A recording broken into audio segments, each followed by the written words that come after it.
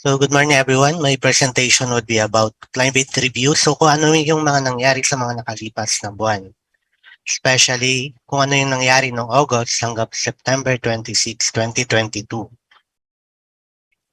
So the contents of this presentation would be, let's start po dun sa pinakamalaking naka-impluwensya po sa pabago-bagong klima sa bansa natin, which is yung tinatawag nating ENSO or El Nino Southern Oscillation. Then, proceed to the weather systems na naka-apekto po sa bansa natin in the past 2 months. Climate assessment in terms of rainfall and temperature and the summary. So let's start with the recent ENSO condition. So just pahapyaw lang po sa basics of the ENSO or the El Niño Southern Oscillation. So we have 3 phases po of ENSO. Then it starts with what we call neutral condition. So ito po yung panahon na walang nangyayari na activity dito sa tinatawag nating Central and Eastern Equatorial Pacific. So normally may easterlies tayo or easterly wind na nagtutulak ng mga kaulapan towards the Philippines na nagdudulot po ng mga pag-ulan or normal na dami ng ulan sa bansa natin sa buong taon. While kung nagkakaroon po tayo ng El Nino, humihina po yung tinatawag nating easterlies or easterly wind at hindi po siya umaabot yung mga kaulapan dito sa bansa natin. Kaya nagkakaroon po tayo ng kabawasan sa pag-ulan, especially in the later part of the year. At isa din po dito, kasi po nagsishift yung mainit na dagat from dito, pumupunta po dito sa may eastern side ng Pacific. And normally, kung saan yung mas mainit na dagat, doon po yung mga kaulapan nakakonsentrate. So that is why during El Nino, nagkakaroon po tayo ng kabawasan sa ulan. While the third phase is the La Nina. So ano po yung nakakaapekto sa atin ngayon is the La Nina. Kung titingnan natin, compared po siya sa neutral, we had now a stronger winds from the east or strong easterlies. Kaya mostly this year, or kung nagkakaroon tayo ng La Nina, we had an enhanced easterly or malakas na easterly all throughout the year.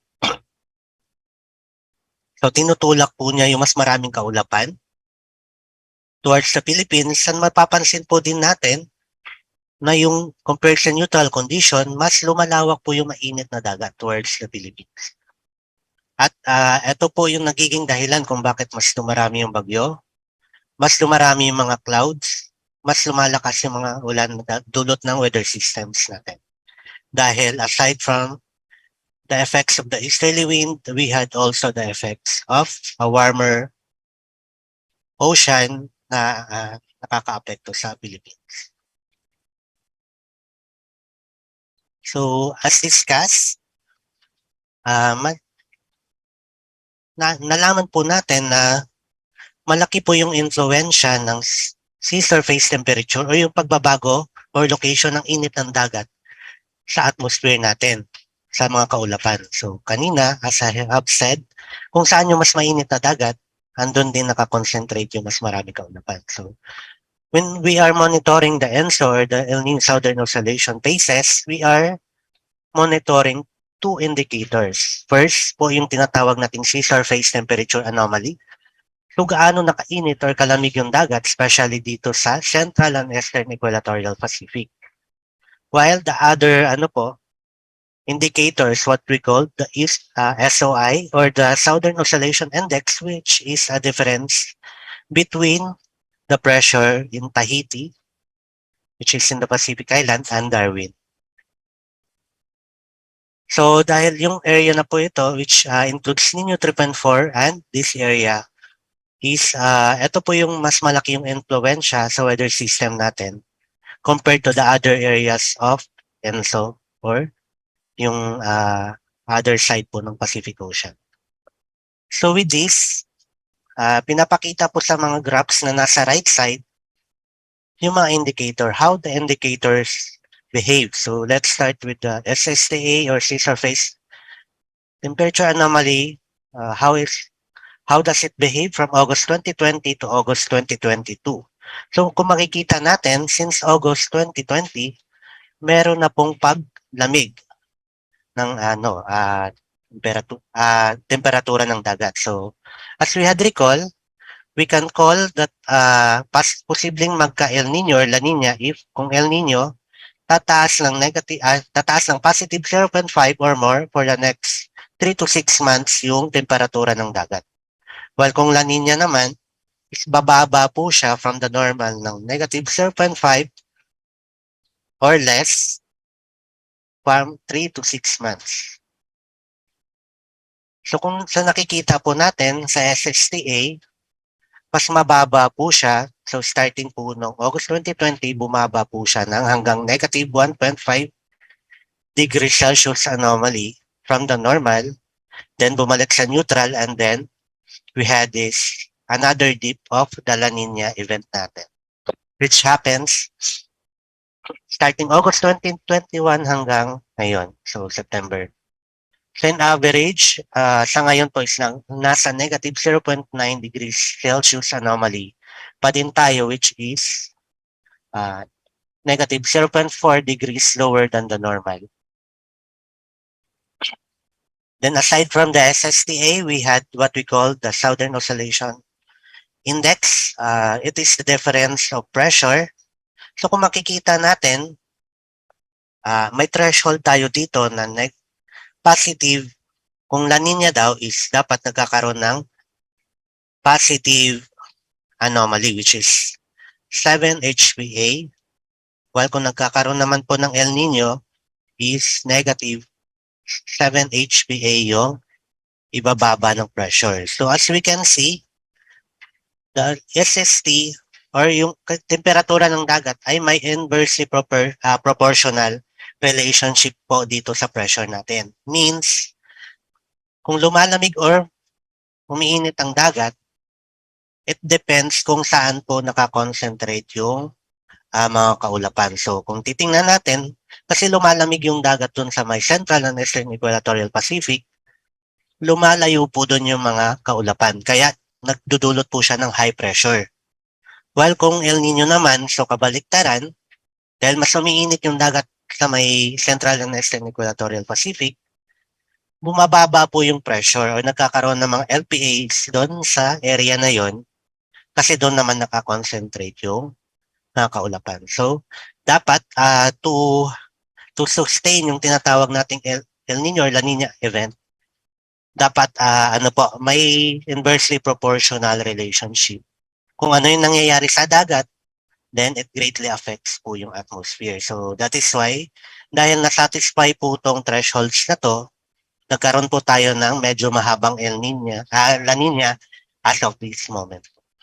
So hanggang ngayon, may La Nina pa din po tayo.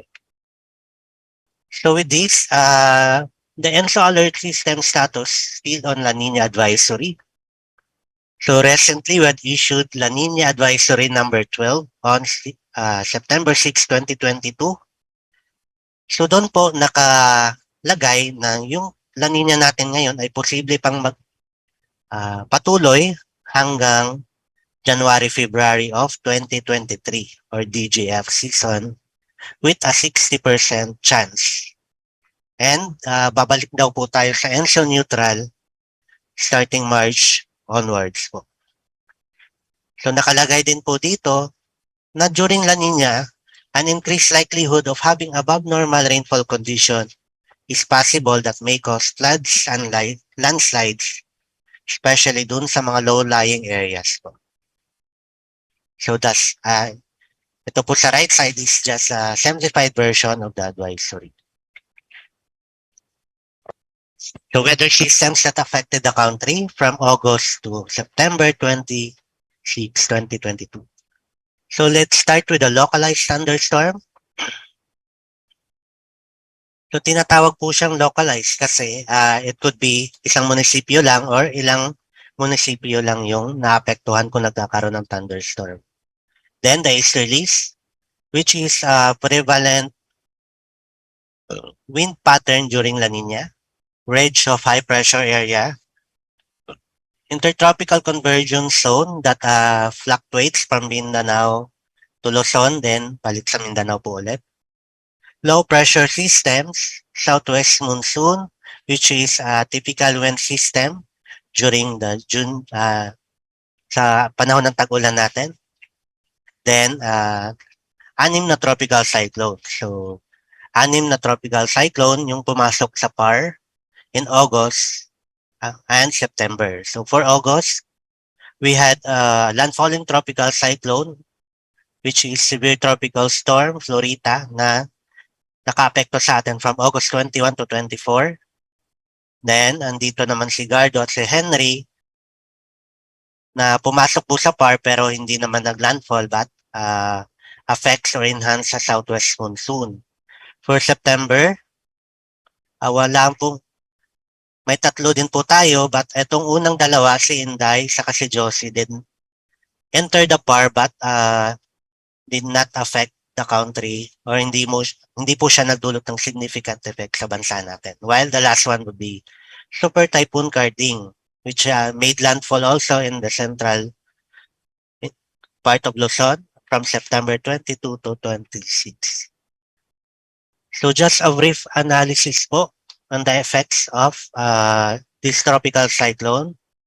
So let's start with severe tropical storm Florita from August 21 to 24. So makikita natin, it made landfall in Isabela area, then traversed the northern part of northern Luzon. So dito po, so makikita natin, even though dito po siya naglandfall sa may part po ng Isabela and Cagayan, is hindi po dito yung nakaranas ng mas maraming pag-ulan. So, for that period. So, makikita natin, si Iba, which is nasa Zambales, Lawag City, sa Ilocos Norte, then MMC Batak. Sila po yung first 3 stations na nagkaroon po ng mas maraming ulan. This is because of the combined effects po ni Florita at yung enhanced southwest monsoon natin na dito po nag-concentrate sa western part ng Luzon. Then followed by Tuguegarao and other stations po sa western side po ng Luzon.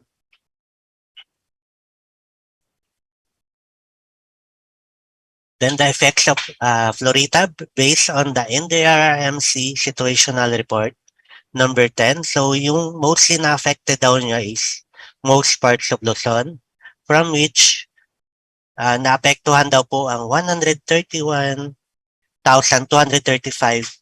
na mga tao, comprises of 6 regions, 20 provinces, 114 cities and municipalities, and 512 barangays. May 3 pong namatay, 4 yung injured.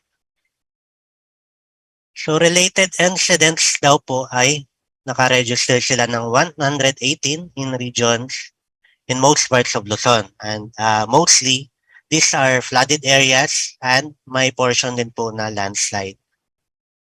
Especially doon sa mga bulubunduking bahagi po ng Luzon. Damaged houses and infrastructure. So yung mga estimated cost daw po ay umabot ng 571,100,000 pesos. While for the damage of agriculture, especially in the rice and corn daw po, and livestock, umabot po ng 1.8 billion pesos. So, napakalaki po ng talaga, cost ng damages when there is a landfalling tropical cyclone. Not only in terms of rainfall, but also in terms of wind. So some pictures or reports on the impacts of STS Florita. So makikita natin, this one is from Marikina City. So lumalim po kasi yung ilog kaya nagkaroon po sila ng mga pagbaha. Cancellation of classes due to bagyong Florita as declared by Malacanang. May nag-capsize din po na cargo vessel sa May Albay.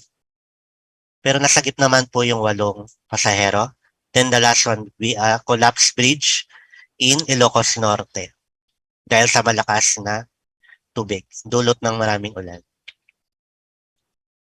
So the next 4 tropical cyclones, pumasok po sila na PAR but hindi po sila naglandfall. may iba po ay nag-pass lang po siya in a few hours. So itong mga tropical cyclone na to ay nakapangalang Gardo, Henry, Enday, and Nanmadol. So kung titingnan po natin, wala po siyang significant na contribution dun sa mga pag-ulan natin aside from Super Typhoon Henry, which is coined as one of the strongest tropical cyclone in 2022. So 9 hands lang po niya yung habagat, which nagdulot ng mga pag-ulan dito sa may western side po ng Luzon area. Then the last one would be Super Typhoon Carding. So fresh na fresh pa po siya. Then na-discuss naman po ni Miss Hannah Clorin Horda kanina yung chronology of events at gaano siya kalakas and how does it affect our country. So makikita natin ito po yung track ni Carding, which dito po talaga siya dumaan sa may Central Luzon area. So hagip din po dito yung Metro Manila and yung most parts po ng Eastern Luzon. So in the middle is the satellite imagery, yung papalandfall na si Carding sa may Polillo Island. So makikita natin na most of the cloud bands po ni Carding is hindi naman siya ganun kalawak. So kita natin, so that is why kung mapapansin nyo, yung mga rainfall dito is along the track lang po talaga niya. So hindi siya masyadong nagdulot ng mapag-ulan sa Visayas and Mindanao. So the last image sa may right side is a radar image. Kung makikita natin, ito yung mata ni Carding as it moves towards Quezon Province. Makikita natin yung rainfall niya is mostly concentrated lang talaga dito sa tinatawag natin eye wall, then the rest would be hindi na po masyadong maraming ulan. So for the yun na eh.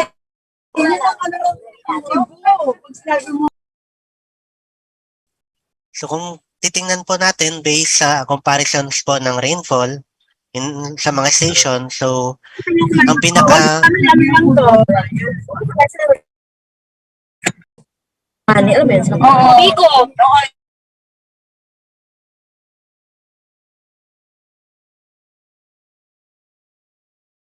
Okay na po. So, kung titingnan po natin, yung naka-receive po talaga na mas maraming ulan is yung watershed po ni Angat, which includes the stations of Angat, Talagyo, and Matulid, pati din po sa Maputi. From which, kung titingnan natin, based sa presentation ni Ma'am Oy, is ang laki po talaga ay tinaas ng water level natin due to Carding. So, imagine how a single tropical cyclone greatly affects po yung tubig sa mga dams. So, ganun po siya ka-importante din. So, aside from, tinatawag nating bad or pangit na effects ng tropical cyclone, is meron din po siyang significant effects from which, yun po, yung pagtaas ng tubig ng mga dams natin na from kulang na kulang ngayon ay nagkaroon na po ng sapat. So yes po. Then, aside po from Angat Watershed, nakaranas din po na mas medyo marami-raming ulan. Yung parts po ni Aurora, then parts po ni Zambales, at some areas po or most areas po ng Central Luzon. So, kasi po concentrated naman yung mga pag-ulan niya within sa malapit lang po sa eyewall. Kaya kung titingnan natin yung pattern ng rainfall, is within the track lang po siya. Then highest 24 rainfall recorded. First is Talagyo, which is for 1 day lang po to, which is dated September 25. For Talagyo is 289 millimeters, followed by Subic Bay, 256. Angat is 230, and Matulid and Tanay. So ito po yung 5 stations na naka-register po ng mas maraming rainfall. So based on the NDRRMC situation report number 5 for Super Typhoon Carding, so yung naapektuhan niya po talaga is most parts of Luzon, So there are 157 affected persons, 8 dead, 5 missing, 0 injured. So kasama na po dito sa 8 namatay yung mga tatapang po natin na mga staff ng NDRRMC sa Bulacan. Then related incidents, nagkaroon po tayo ng 100 related incidents in Region 3, Calabarzon, and Region 5, and mostly flooded areas po yung mga incidents na to. Then for the damaged infrastructure, karoon po tayo ng cost of 23,050,000 pesos, while for the damage of agriculture, mostly on rice, is umabot po siya ng 110, so estimated lang po siya, 110,137,000 pesos. Mostly nandito po sa Central Luzon and Northern Luzon area. So impacts of STY carding, some reports po, 8 reported dead, 3 missing due to, so 5 na po siya ngayon, to carding. So ito po yung mga fallen heroes natin sa Bulacan. So dinedicate po nila yung buhay nila para i-rescue po yung iba. So let's be thankful to them. At yun po, let's help po kung kahit papaano yung mga family nila kasi hindi po ganun talaga kadali ang mawalan ng mahal sa buhay for the sake po para magampanan natin yung trabaho natin para sa bayan. So another report is carding agricultural damage show, 141 million based sa estimated ng DA. May mga nasirang dikes.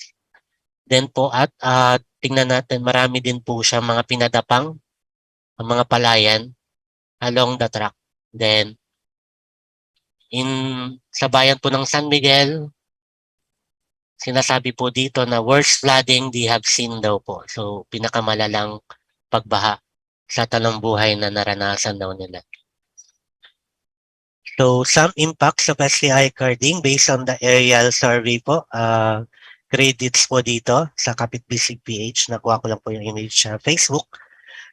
So this one is in Gapan Nueva Ecija, a low-lying area. Kung titingnan po natin, some of the areas are submerged in water after the passage or during the passage of Super Typhoon Carding.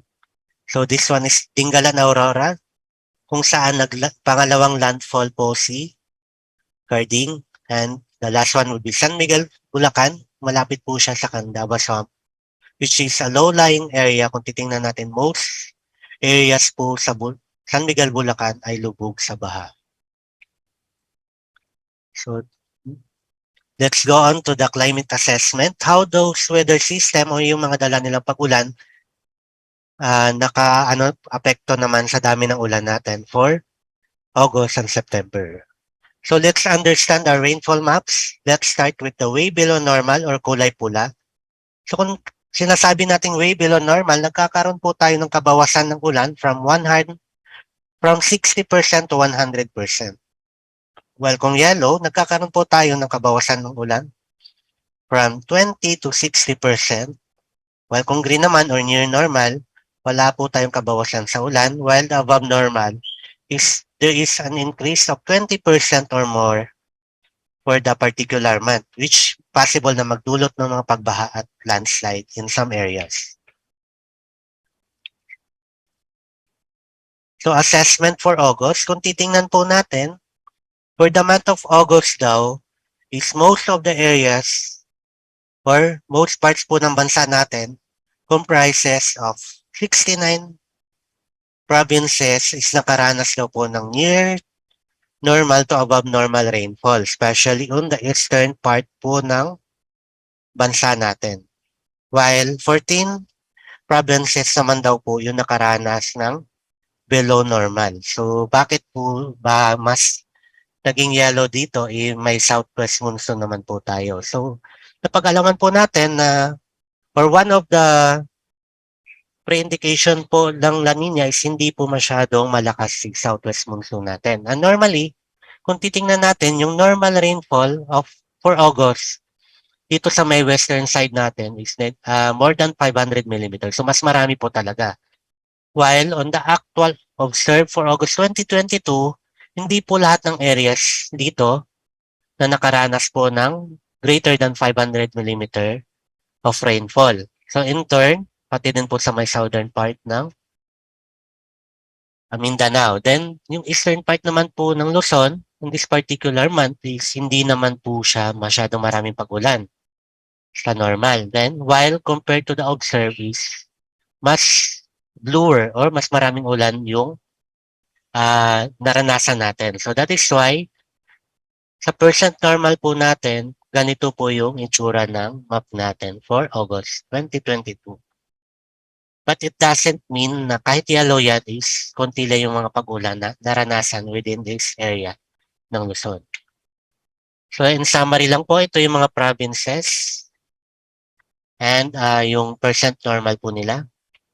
While for September naman po, 1 to 26, September 1 to 26, 2022. So kung titingnan po natin, compared po sa August, mas marami po tayong areas na nakaranas ng way below to below normal rainfall. So it comprises of 53 provinces daw po and mostly nasa Northern Luzon, Visayas, and Mindanao area. So bakit po?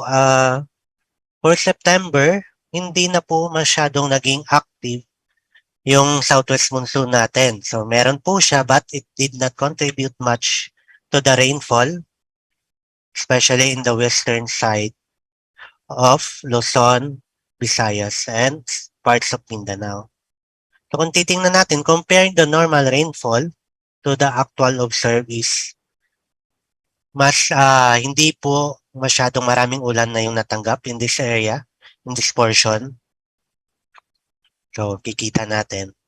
And this portion po ng Visayas and Mindanao. So that is why, in turn, is naging mostly way below normal to below normal yung rainfall. Maliban lang po doon sa areas na dinaanan po ng bagyong si or super typhoon Carding. So dito po siya dumaan. Na nag-contribute naman po ng medyo mas maraming ulan in this portion po ng Luzon. But kung titingnan po natin, hindi pa din po tapos yung September. So malamang for the next 4 days, may mababago pa po or some areas dito na magiging near normal rainfall pa din in the coming days. So just the average po ng mga pag-ulan or percentage ng mga pag-ulan. So mapapansin natin mas maraming provinces na may kulay yellow at pula. So for the assessment naman po ng temperature for August, kung makikita natin, mostly pala ng mga stations ng Pag-asa is naka-observe po ng near to cooler than normal temperature for the month of August. So, based din po sa karanasan natin, yung August po natin ay medyo maulap po yung kalangitan natin for the rest of August. So, hindi po siya. Then, may mga areas lang po na medyo nakaranas din po ng slightly to warmer than average temperature like some parts of Central Luzon, Zamboanga, and Bukidnon. So, in summary po, pinakamataas daw na temperatura ay nakuha po ng Hinatuan dito sa Surigao del Sur, which is na sa 35.6 degrees Celsius. And pinakamalamig pa din po is sa Baguio and Benguet, which is it ranges from 15.5 degrees Celsius to 15.2 degrees Celsius. While for Metro Manila, highest is sa Naiya, which is 35.2, and the lowest would be in Science Garden, 23.8 degrees Celsius. Then temperature assessment for September 1 to 26, kung titingnan natin, so kabaliktaran po siya ng August.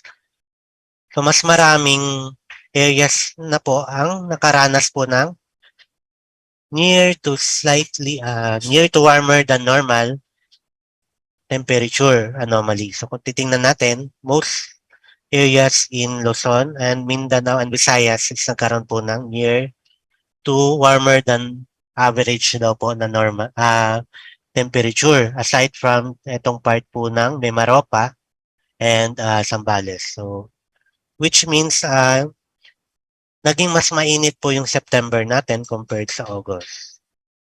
Dahil as we had remember, hindi po tayong nagiging maulan masyado ng September maliban lang po nung dumaan na si Super Typhoon Carding. Then, pinakamainit na temperatura is at 36.8 degrees Celsius in Borongan, Eastern Samar and Itiage, Isabela. While the lowest pa din po is Baguio and La Trinidad, Benguet. At which ranges from 12.6 to 15.3 degrees Celsius. Sa Metro Manila naman, mas mainit pa din po sa NAIA, 35.3 and malamig sa Science Garden at the same time at 24 degrees Celsius. So kung papansinin natin, dahil mas maging mainit or mataas po yung maximum temperature natin, pati yung minimum temperature natin, for September 1 to 26, may mga stations po tayo na nabit po yung previous hottest recorded po na maximum temperature. So, one of the stations is Clark in Pampanga. Kung titignan natin, dito siya. Ito pala. Dito. So, Clark in Pampanga, which new record niya is 36.4 from 35.1 noong September 20, 2020. So, nabit niya sa date na noong September 5, 2022. So, from 35.1 daw is naging 36.4 yung highest recorded temperature in Clark, Pampanga. Followed by Butuan City, which is nabit po niya at 36.5 yung on September 17, 2022, yung 36.4 na recorded niya, highest noong 1991, September 20. While the last one would be Zamboanga City, dito po. Which is new record niya is 36.1, dated September 2, 2022 from 35.8 noong 2004, September 2. So in summary, so kasalukuyan po yung alert system natin is nasa La Nina Advisory number 12. And magtutuloy-tuloy pa din po to in the next few months hanggat may La Nina po tayo.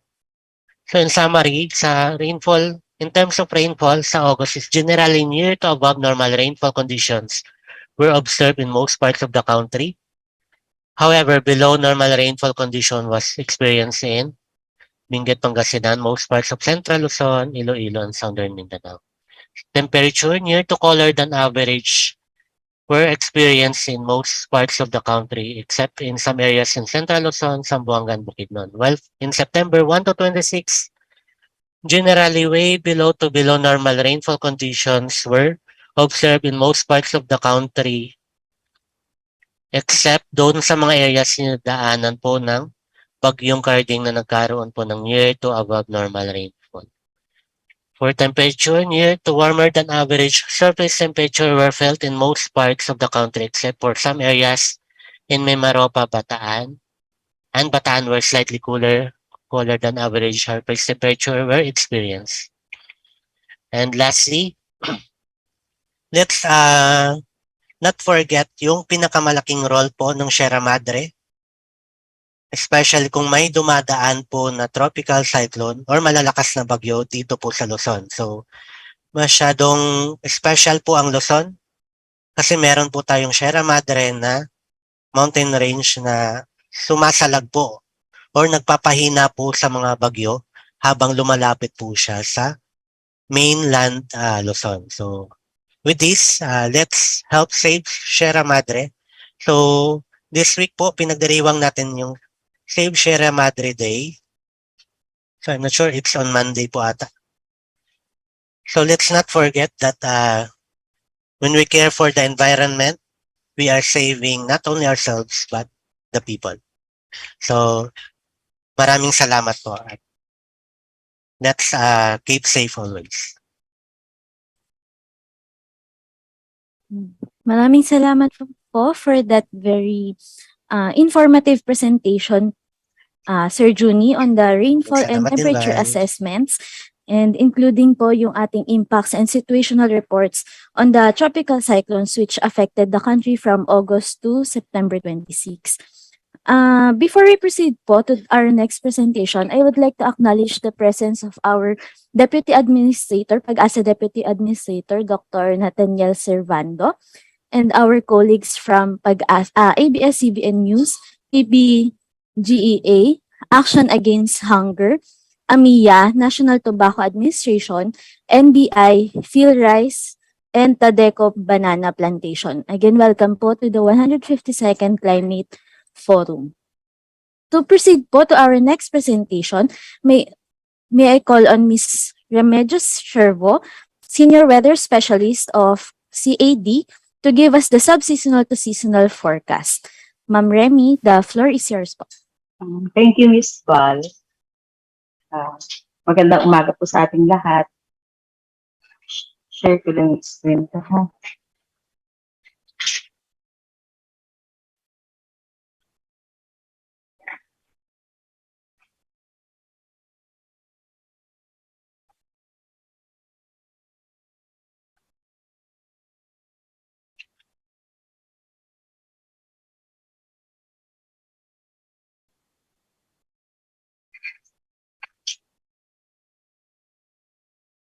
Ano ang nangyari? Again, good morning. Discuss ko lang po yung subseasonal climate forecast. Outline ng presentation ko, what is a subseasonal to seasonal forecasting, yung predictability ng S2S, at subseasonal climate forecast. First, review po ulit what is S2S, the subseasonal, the S, the two seasonal S and prediction. S2S is it is the time average, or example, the pentad or the weekly climate forecast with time scale from 2 weeks up to 2 months. This S2S is part of the WMO Global Framework for Climate Services, or the GFCS. And the goal is to improve the forecast skill and understanding on high-impact weather events such as rainfall and tropical cyclones, and to improve decision-making and policy-making in agriculture, food security, water, disaster risk reduction, health, and others. It brings early warning to early action.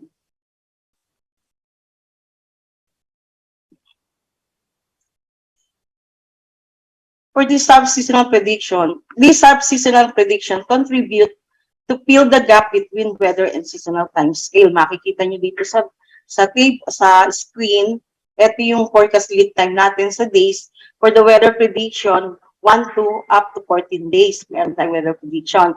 And for the 1 to 6 months and up to 1 year, yun naman ating seasonal prediction.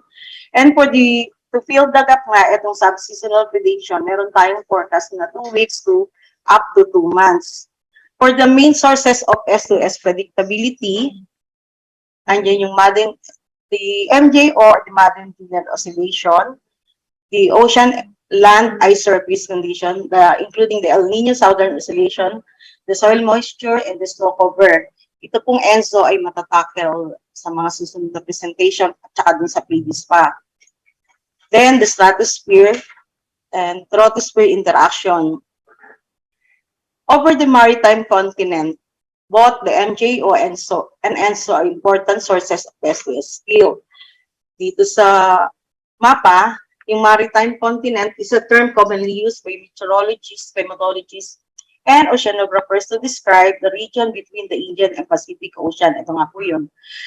Including the archipelagos of Indonesia, Borneo, New Guinea, the Philippine Island, and the Malay Peninsula, and the surrounding seas. Ito po yung mga countries na nako-cover or doon under sa maritime continent.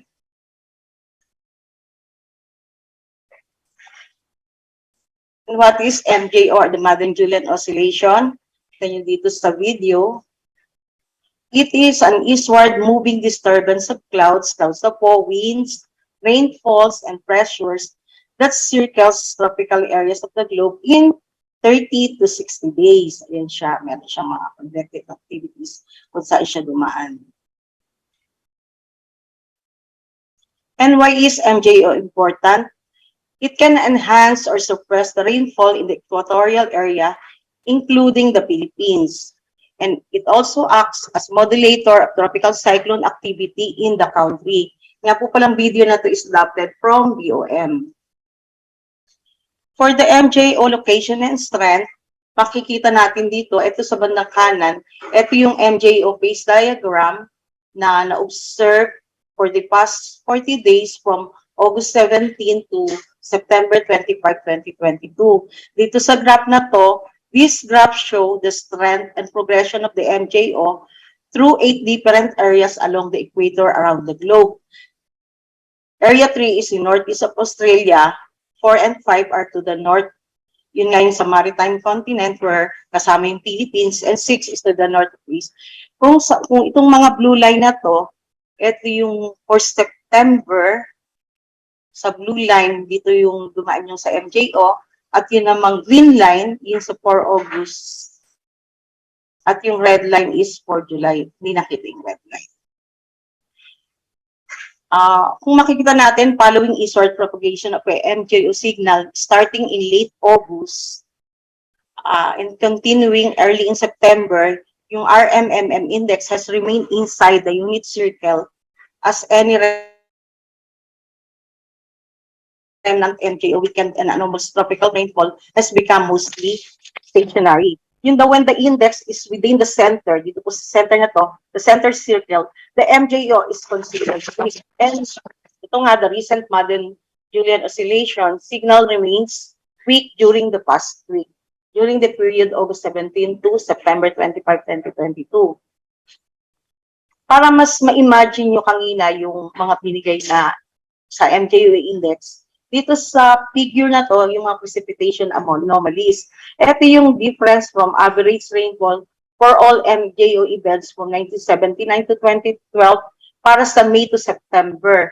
Pag dito sa line na to, ito yung mga nag-represent ng if yung MJO nasa phase 2, ito yung aasahan mong rainfall, ito yung average rainfall niya during May to September. Sa phase 3, sa phase 4, sa phase 5, 6, 7, and 8, tsaka sa phase 1. Di ba kanina nabanggit yung sa maritime continent, phase 4 and 5. During the May-September precipitation, ito yung green. Sa ilalim, ito yung legend niya. Para mas madaling tingnan, green to blue areas, meron siyang increased rainfall or enhanced phase of the MJO. While yung namang brown areas, kagaya dito, meron namang decreased rainfall at suppressed phase of the MJO. Hindi active yung MJO. Dito sa atin, makikita natin sa phase 4, may positive, may ulan. Then, yung millimeter per day niya, nagre-range siya sa 1 to 3. Samantalang dito sa phase 5, nasa blue na siya. 4 to 5 yung millimeter per day, yung average na rainfall niya. Yung difference ng average rainfall niya. Same with this map, ito naman para naman sa November to March precipitation. Ito yung difference nga ng rainfall ng millimeter per day. O, dito ulit, sa phase 4 and 5, dito sa Philippines, hindi siya gano'n sa phase 4, pero dito sa phase 5, pag nga yung MJO ay nasa phase 5, meron tayong 1 to 3 din millimeter per day na increase of rainfall. For the MJO outlook, hangin na pinakita ko yung recent MJO evolution. Ito naman yung magiging outlook natin. Since MJO signal has been weak for most of September, pero however, most model indicate a pulse of the MJO will develop over the maritime continent in the coming week and maintain moderate strength as it moves east toward the Western Pacific in the following week. Yung forecast na to initialized September 25, makikita natin, ito yung compost ensemble mean, yung black line. From October 5, nandito siya, October 10, October 15, October 25, nandito siya sa maritime continent. Wherein, kanina nga dun sa composite natin, expected natin na magkakaroon tayo ng mga pag-ulan. And for the MJO forecast evolution, ito yung video na to, pinakikita namin dito yung difference from average watts per meter square from September 21 to October 24. October 4. Ito yung pagdaan ng MJ. Ito yung kanyang evolution. For the rainfall patterns are expected to be influenced by the MJO during the next 2 weeks in the country and indicate a high chance magkakaroon daw po ng above normal rainfall condition over most parts of Luzon and Mindanao during the forecast period, while near average rainfall condition are forecast in other areas of the country through week 2. And for the tropical cyclone TC threat potential, dito sa bandang haliwa, ito yung ating forecast. Inissued siya September 28, 2010. Validity niya valid within forecast period unless superseded by succeeding forecast. Ito yung kanyang forecast summary. Dito sa left side, makikita natin yung TCLD or the tropical cyclone. Ano na nga yun? Light tropical cyclone like vortex. Dito, as of today, meron tayong nakikita na tropical cyclone-like vortex. Ito ngayon. Pero ito yung kasing legend niya. Pag red, active TC, red na, stripe, high, moderate, tsaka yung low, yung yellow. Medyo, siya, nasa moderate strength. Likelihood siya of TC formation. As of today, for September 28, for week 1 forecast, September 28, October 4, 2022, a TC-like vortex is present the far. Ayun nga siya, itong makikita nyo. And has likelihood of becoming a TC. Gaya ng nabanggit ni Ms. Ana kanina, yung binabantayang vortex na to ay posibleng maging bagyo. And would likely recurve towards Japan. Therefore, there is an active TC threat during the forecast period. However, any changes in the forecast will be closely monitored. For the week 2 naman, October 5 to October 11, 2022, low likelihood siya tropical cyclone low vertex, like vertex formation inside the Pag-asa monitoring domain. And therefore, there is no active TC threat during the forecast period. Dito sa week 2, from October 5 to October 11, sa ngayon, wala pang nakikitang mamumuong bagyo. Pero any changes in the forecast will be closely monitored. Yun nga palang information na to contained herein are based on the 6-hourly forecast of the NCEP JEPS issued in the past 24 hours, where the Climate Weather Bureau ng sa Taiwan Tropical Cyclone Tracking Algorithm was applied. This product was part of the collaboration between Pag-asa and CWP through the Mekoteco Boat Project. This is for guidance purposes only. Ito naman yung tropical cyclone climatology for September. Ito yung mga climatological tracks na pwede mong asahan for the month of September. Meron siyang mga 4 most common track. Yung una, recurving thesis, ito, yung mga nagre-recurve siya sa northeastern part ng PAR, pero non-landfalling siya. And moving towards Japan or Korea. Yung second naman, during months of September to, recurving thesis towards the northwestern part, ito nga yung second line, non-landfalling pa din siya, and moving towards Taiwan, but may enhanced southwest monsoon activity during the passage. Kasi mapapansin nyo minsan kahit ang layo-layo ng bagyo, pero malalakas pa rin yung mapamulan. Kasi nga na-enhance yung ating southwest monsoon. Then the landfalling thesis traversing northern. Yung iba, nagtatraverse naman siya sa northern Luzon and moving towards Hong Kong or China. For the landfalling thesis traversing naman sa southern parts of Luzon and moving towards Vietnam. For October, ito yung climatological tracks may na-perform sa Western Pacific at nag-e-enter sa Philippine Area of Responsibility pero nagre-recurve to the northeastern part of PAR. Landfalling din siya, then move towards Japan or Korea. And then the landfalling thesis traversing northern and central Luzon, eto nga, northern and central Luzon, moving towards Hong Kong or China. Yun namang iba, thesis traversing central or southern Luzon, moving towards Vietnam naman. And then the last, yung landfalling thesis traversing Visayas, moving towards Vietnam. Dito nga pala sa mga color-coded na to, ito yung frequency of tropical cyclone. Sa mga grid boxes na yan, makikita mo, or pag yung mga red, from light color 0 to 20, pag sa mga red grid boxes na yan, ibig sabihin lang, more than 20 yung nag-occur sa lugar, sa grid boxes na yun. And then yung black color, ito yung mga average ng tropical cyclone or the climatology frequency. For the rainfall exceedance probability forecast, for week 1, ito yung ating mga forecast, rainfall forecast for September 28 to October 4. Ito yung probability or chance ng rainfall na mag-exceed siya dito sa first map, na mag-exceed siya ng 25 mm. For week 1, high probability siya, malaki yung chance na mag-exceed siya ng 25 mm, except dun sa ilang areas dito sa may Ilocos Norte, Apayao, and Cagayan.